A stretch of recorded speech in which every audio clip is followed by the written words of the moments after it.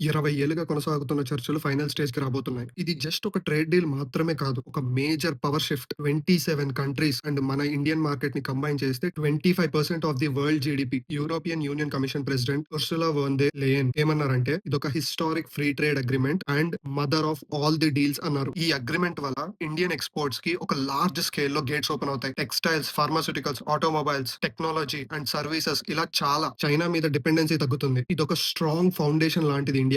మన global super power జర్నీలో జనవరి 26 మన రిపబ్లిక్ డే రోజు యూరోపియన్ యూనియన్ లీడర్స్ ఇండియాకి రాబోతున్నారు. ఈ డీల్ ఫైనలైజ్ చేయడానికి. అండ్ ఇదే కాకుండా మోస్ట్ రెస్పాన్సిబుల్ నేషన్స్ లిస్ట్ లో ఇండియాకి 16th ప్లేస్ వచ్చింది. US 66th and China 68th places లో ఉన్నాయి. ఈ ఇండెక్స్ ఏంటంటే ఒక కంట్రీ తన ప్రజల పట్ల, ఎన్విరాన్మెంట్ పట్ల, సోషల్ జస్టిస్ పట్ల తన పవర్స్ ని మిస్యూజ్ చేయకుండా ఎంత బాధ్యతతో ఉపయోగిస్తోందో చెప్తుంది. అండ్ దీన్ని డిసైడ్ చేయడానికి global databases like United nations and world bank నుండి సమాచారాన్ని సేకరించి డిసైడ్ చేస్తారు. ఈ రోజు ఇండియా గ్లోబల్ లెవెల్‌లో ఎవడో చెప్తే వినే పొజిషన్ లో లేదు. కళ్ళల్లో కళ్ళు పెట్టి డిసైడ్ చేసే పొజిషన్ లో ఉంది. సో ఫేక్ ప్రొపగండాస్ కి పడకుండా జస్ట్ వెయిట్ అండ్ వాచ్. జై హింద్, జై భారత్, జై శ్రీరామ్.